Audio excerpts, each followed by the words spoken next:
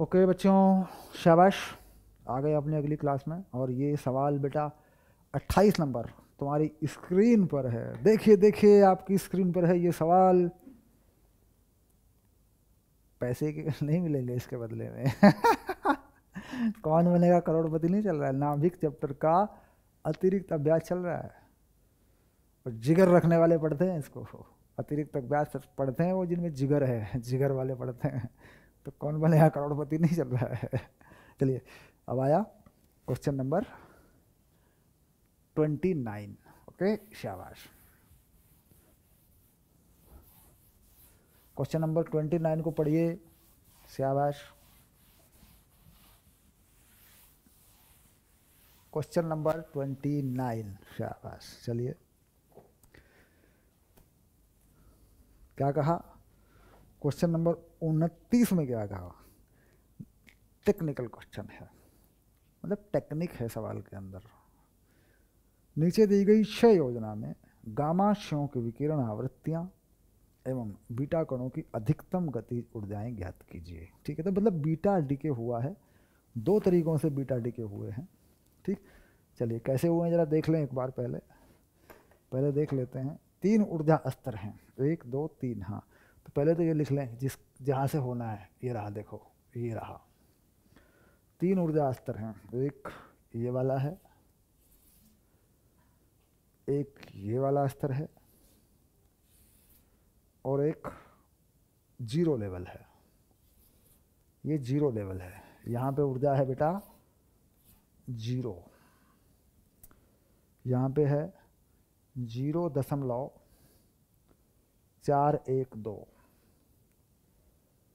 MeV, और ये स्तर है 1.088 MeV का। ये है ऊर्जा स्तर। शाबाश। अब यहाँ पे सोना था हमारे पास AU 198 और 79 था। यहाँ से एक बीटा डीके इस लेवल पे हो गया। इसको कहा इन्होंने बीटा 1 नेगेटिव। एक इस लेवल पे हो गया, इसको कहा बीटा 2 नेगेटिव। यहाँ से एक फोटोन निकला यहीं पे, और ये हो गया गामा 3। एक फोटोन सीधा यहाँ से निकला और यहाँ पहुँच गया, ये हो गया गामा 1। एक फोटोन यहाँ भी निकला और इसका नाम हुआ गामा 2। शाबाश।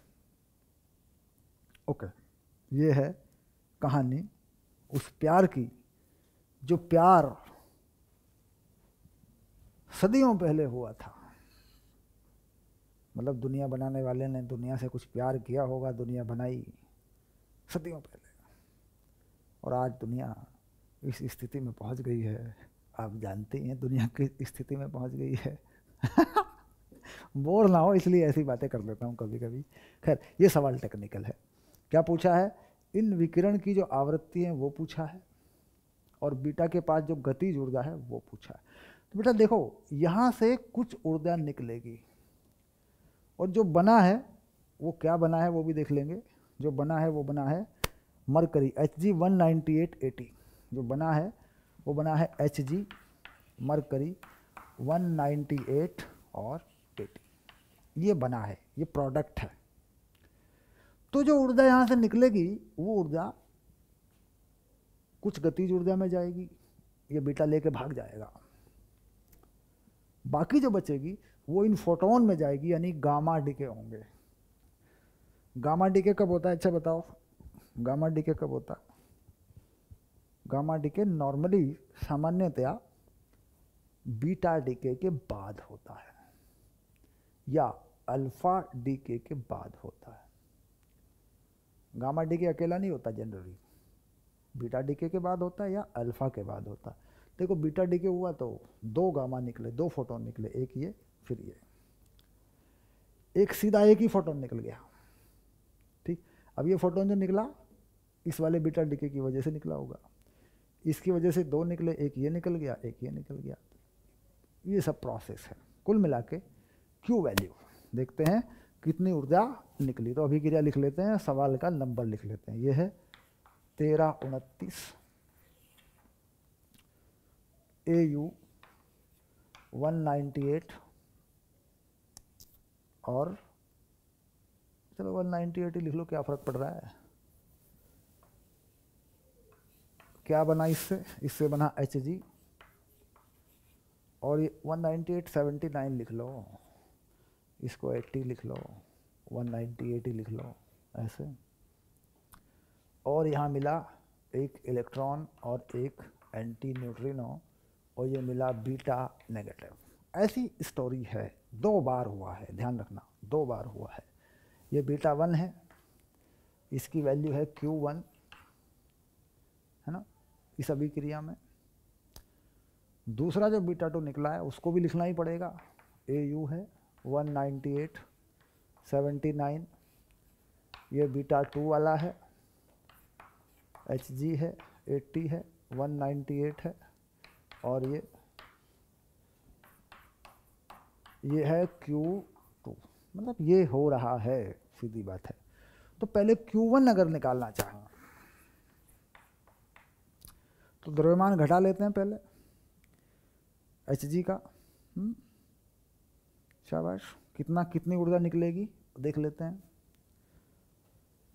ऊर्जा तो दोनों में एक जैसी है, एक ही चीज़ बनेगी, तो मेरे ख्याल से 2 अभिक्रियाएं लिखने की ज़रूरत नहीं। खैर लिख लेंगे वो भी, क्योंकि ऊर्जा दोनों में समान ही निकलेगी बेटा, ये तो लिखने की ज़रूरत भी नहीं है इसकी। तो Q वैल्यू से ही काम चल जाएगा तुम्हारा। Q वैल्यू लिख लो बस।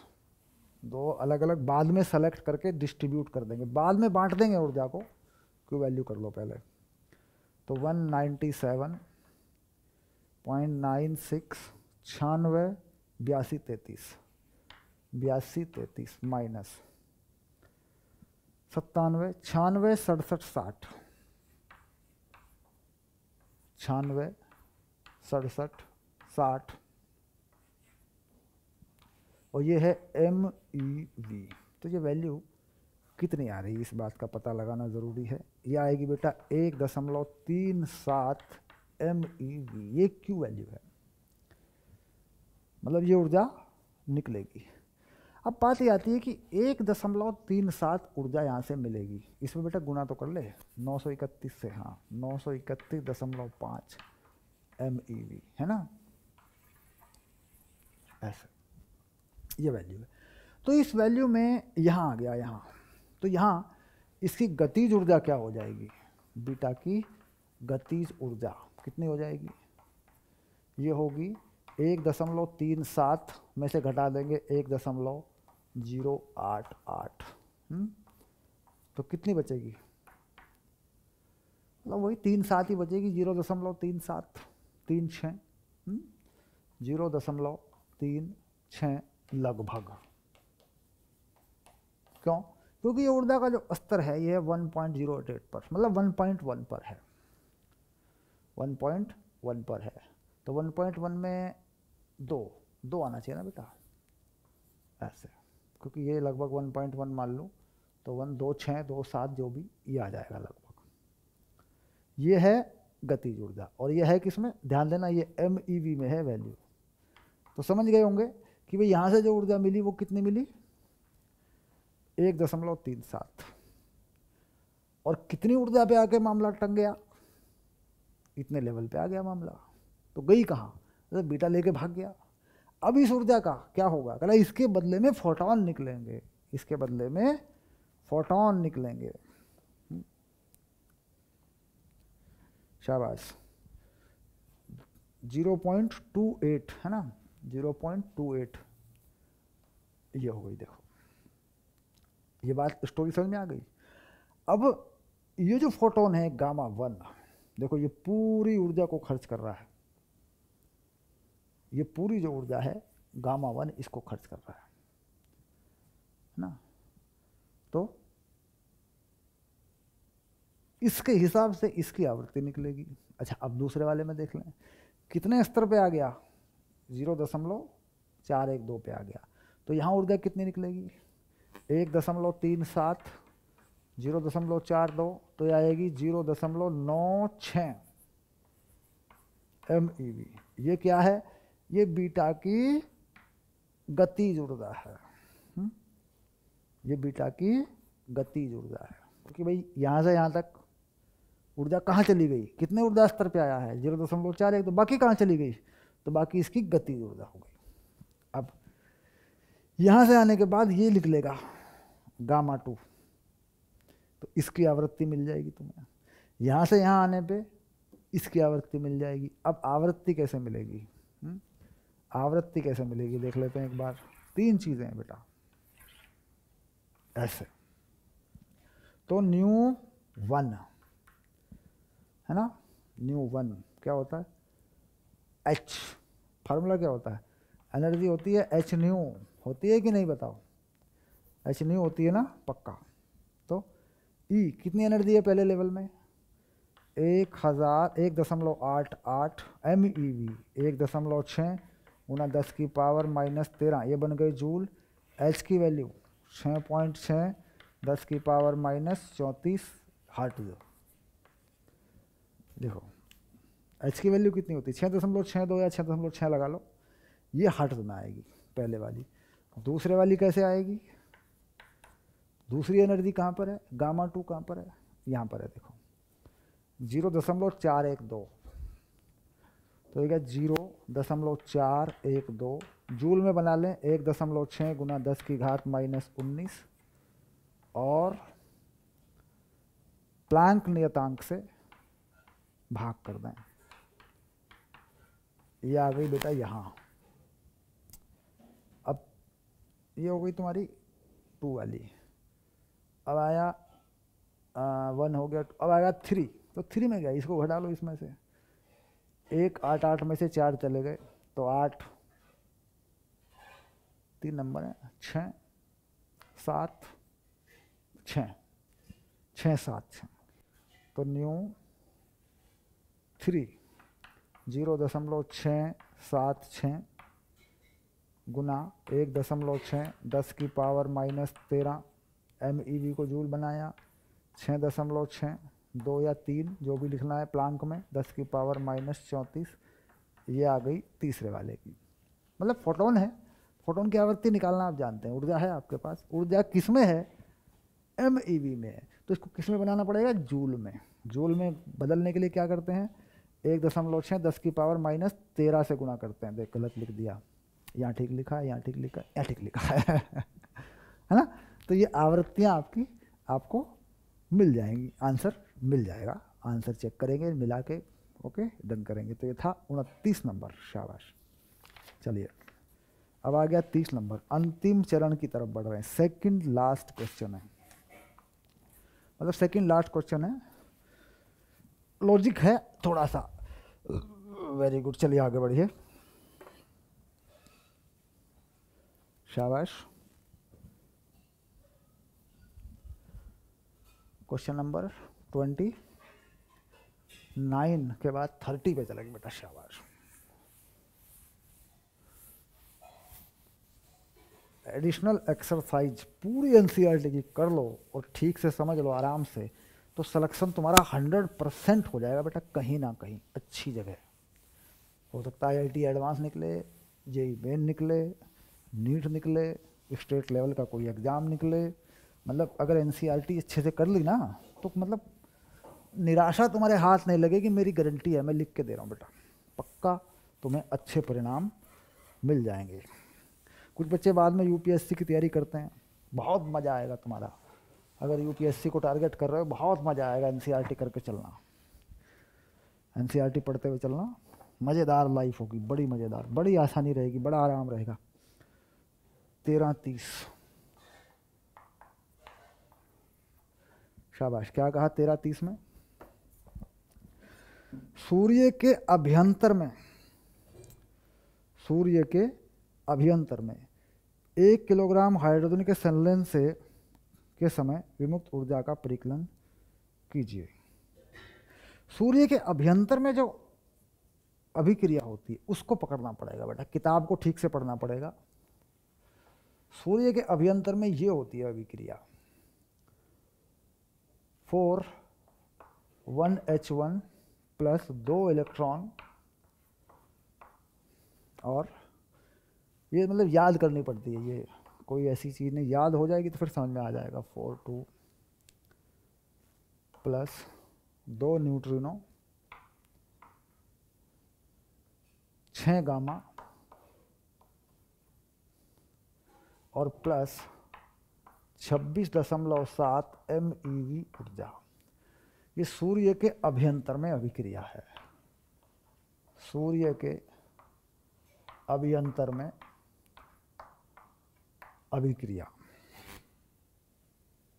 अब आधा भय आधा भय आधा भय, अभ्यंतर में अभिक्रिया। 11 1 किलोग्राम हाइड्रोजन से कितनी ऊर्जा निकलेगी? 1 किलोग्राम हाइड्रोजन से। तो बेटा देखिए यहाँ से, ये हाइड्रोजन है, अगर मैं इसे मोल मान लूँ तो 1 ग्राम का है, और ये कितना है?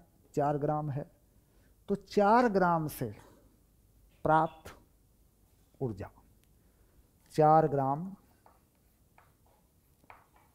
1H1 से प्राप्त ऊर्जा कितनी हो जाएगी? 4 ग्राम से प्राप्त ऊर्जा ये है ना, 4 ग्राम, क्योंकि इसका 1 ग्राम का 4 गुना लग रहा है एक अभिक्रिया में। ठीक, तो इसको क्या बना दूं? सीधा मोल कर दूं, अवोगाद्रो नंबर से गुणा कर दूं? सोच के बताओ। अगर मैं ये कर दूं 6 गुना 10 की घात 23 और ये ऊर्जा लगा दूं 26.7 MeV, तो बात गलत है क्या? 4 ग्राम से, क्योंकि पूरी अभिक्रिया में देखो, एक 1H1 से, मान लीजिए मैं 1 रख लूँ यहाँ, एक 1H1 से प्राप्त ऊर्जा, तो इसका चौथा ही भाग होगा, क्योंकि तो 4 से है, तो बटे में 4 लगाऊंगा, 1 ग्राम से बन जाएगी, है ना, और 4 से करूंगा तो गुणा हो जाएगी, फिर वही आ जाएगा। कुल मिला के 4 ग्राम से प्राप्त, केमिस्ट्री में होता है ये अनुपात का नियम, 9th में पढ़ते हो तो, 4 ग्राम से प्राप्त, ये इससे गुणा हो गया। ठीक, 1 ग्राम से करा देता हूँ, क्योंकि ऐसा होता है कई बार सर ये समझ में नहीं आ रहा आंकड़ा। 1 ग्राम से, 1 ग्राम में 1 ग्राम है इसका मोलर द्रव्यमान, 1 मोल होंगे, 1 मोल वाली मिलेगी, और यहाँ बटे में 4 आएगा। देख ध्यान से रख, क्योंकि 4 ग्राम से है, मतलब 4 परमाणुओं से है ये किससे है? 4 परमाणुओं से है।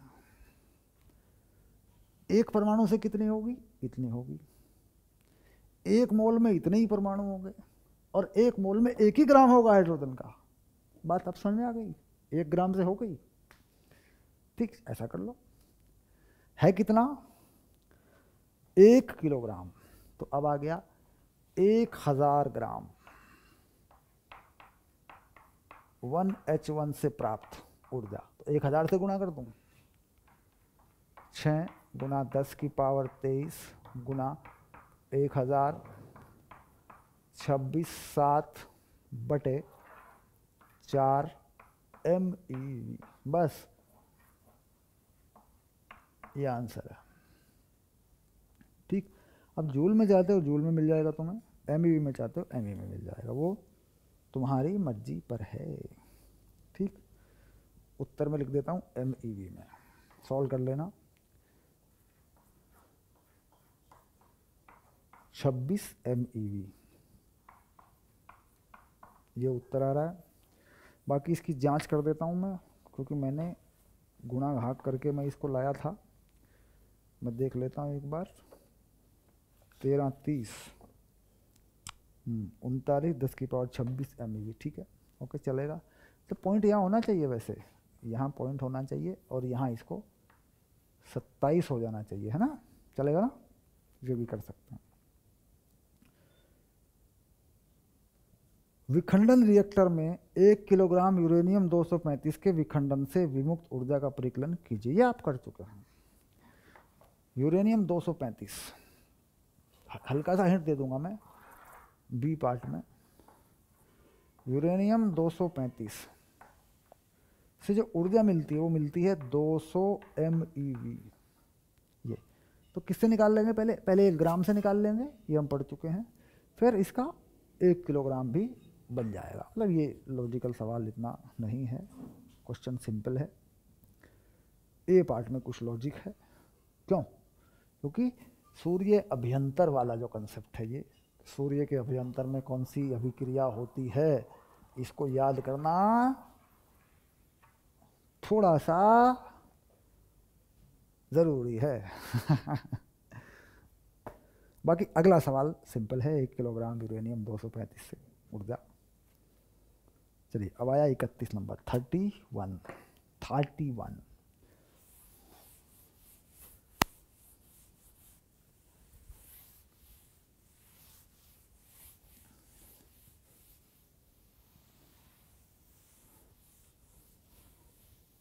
शाबाश।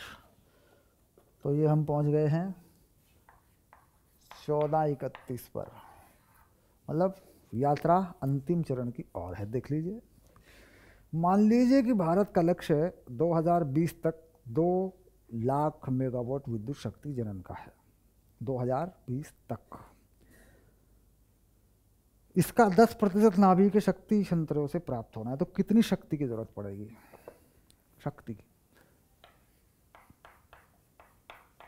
शक्ति आएगी 20,000। 2 लाख का 10%। कितनी होगी बेटा? ये हो गई 20,000। देखो, और ये हो गई वाट। ये शक्ति है जो 2020 तक भारत बना लेगा, मतलब बना ली होगी। शक्ति जनन माना कि रिएक्टर की औसत उपयोग दक्षता 25% है। मतलब हम जो रिएक्टर में देते हैं ईंधन, उसका 25% ही वो ऊर्जा में बदलता है। मान लीजिए हमने 1 किलोग्राम डाल दिया उसमें यूरेनियम, तो उसका 25% ही वो ऊर्जा देता है। ये दक्षता है, एफिशिएंसी है। हमारे देश को प्रति वर्ष कितने विखंडन यूरेनियम की आवश्यकता होगी? विखंडन दोस्तों जी 200 MeV है। ठीक, तो एक विखंडन में उत्पन्न ऊर्जा, एक विखंडन में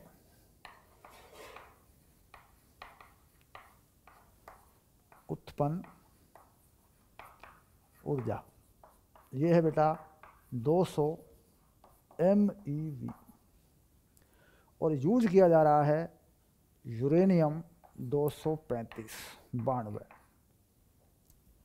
यूरेनियम 235 एक विखंडन में उत्पन्न ऊर्जा, ये बात आ रही है।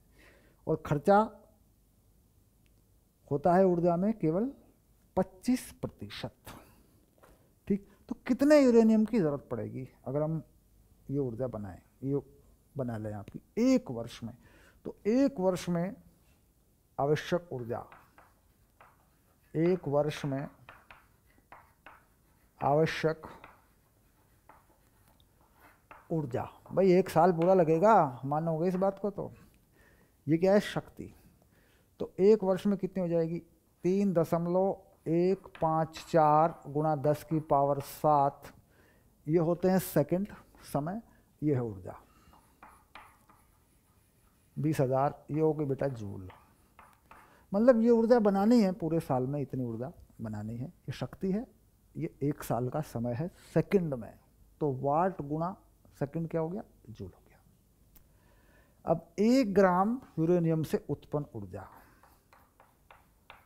1 ग्राम यूरेनियम 235 से उत्पन्न ऊर्जा, ये पहले भी किया जा चुका है। पहले निकालेंगे मोल 1/235, ये मोल हो गए 1 ग्राम में। 1 ग्राम बटे 235, मास बटे मोलर मास, द्रव्यमान बटे मोलर द्रव्यमान। अवगाद्रो का नंबर लग गया ये। ओके, कितनी मिल रही है? 200। किस में मिल रही है? MeV में किसमें मिल रही है ये ऊर्जा? पकड़ो पकड़ो पकड़ो पकड़ो पकड़ो, कहाँ कहाँ कहाँ कहाँ कहाँ कहाँ कहाँ कहाँ 200 MeV। तो यहाँ MeV तो लगेगा नहीं, यहाँ लगेगा जूल में। तो 1.6 10⁻⁻13 ये बन गई जूल, ये है जूल में। ये ऊर्जा 1 ग्राम से है, ठीक ठीक। तो यूरेनियम 235-92 का वह द्रव्यमान, क्या लिख दें, M, जो वांछित ऊर्जा प्रदान करता है। वांछित ऊर्जा क्या है बेटा? यह है वांछित ऊर्जा, यह है वांछित ऊर्जा, यानी इतनी ऊर्जा की जरूरत है, और यह है 1 ग्राम की ऊर्जा। तो M कितना हो जाएगा फिर? वांछित ऊर्जा 3.154 गुणा 10⁻7 गुणा 20,000 बटे 1 ग्राम की ऊर्जा 1/235 6 गुणा 10⁻23 गुणा 200 गुणा 1.6 गुणा 10⁻⁻13। और ये द्रव्यमान किस में आएगा? ध्यान रखना बेटा, ये आएगा ग्राम में। क्यों? क्योंकि 1 ग्राम का आंकड़ा लगाया गया है, ये ग्राम में आएगा। तो उत्तर जो आएगा M, वो कितना आएगा? वो मैं लिख दूंगा यहाँ किलोग्राम में, शायद किलोग्राम में उत्तर हो, 1000 से भाग कर लेना। यह आएगा 3×10⁴ किलोग्राम, 3 गुणा 10⁴ किलोग्राम। और ये वैल्यू आती है बेटा लगभग, मैंने कैलकुलेट किया था, लगभग आती है 3 दशमलव कुछ पीछे लिखा है किताब के अंदर, जो मेरा आया वो मैंने लिख दिया आपको। बाकी उत्तर किताब में पीछे चेक करें, 3.0 कुछ हो सकता है। क्लियर? तो ये लगभग है, ये किलोग्राम में। यहाँ से ग्राम में आएगा, 1000 से भाग करेंगे, किलोग्राम बना के उत्तर ले लेंगे, या ग्राम में उत्तर छोड़ देंगे, कोई बड़ी बात नहीं है। सवाल समझ में आ जाना चाहिए, ठीक? ओके, तो ये हो गया हमारा पूरी तरह NCERT का हल। नाभिक चैप्टर, नाभिक चैप्टर के बारे में मैंने आपको बताया कि इस चैप्टर की जानकारी लोगों के पास कम नहीं बल्कि बहुत कम है। आधुनिक भौतिकी की रीढ़ की हड्डी है नाभिक। परमाणु ऊर्जाएं, इलेक्ट्रॉन की ऊर्जाएं, परमाणु में इलेक्ट्रॉन की कक्षाएं बहुत लोगों को पता होती हैं, पर नाभिक की जानकारी बहुत कम होती है।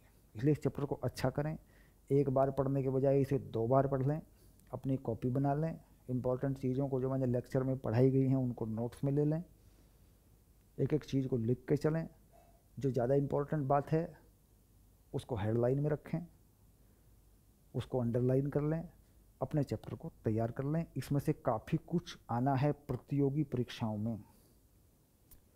बोर्ड एग्जाम में आने वाले सवाल सीधे हो सकते हैं, लेकिन कंपटीशन की तैयारी करने का प्लान है और भविष्य में कहीं ना कहीं विज्ञान के क्षेत्र में जाएंगे तो नाभिक बहुत ज़रूरी है। सारी जानकारियों को पक्का करके कंफर्म करके चलेंगे। ओके, मिलेंगे अगले चैप्टर में। डन, शाबाश।